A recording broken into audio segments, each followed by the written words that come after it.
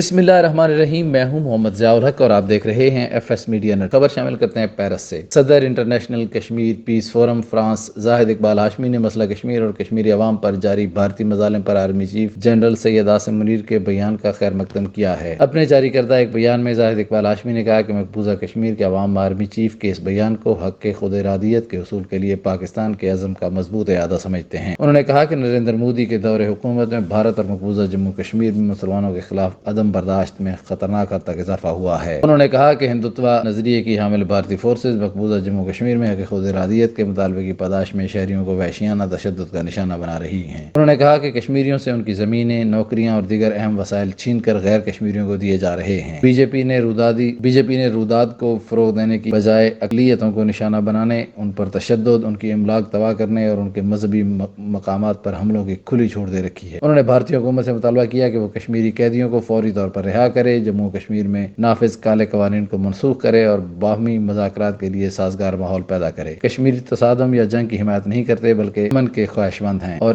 اس دیرینہ مسئلے کے پرامن حل کی وکالت کرتے ہیں۔ سبسکرائب کیجیے F S media network اور دیکھتے رہیے تازہ ترین تبصرے اور خبریں۔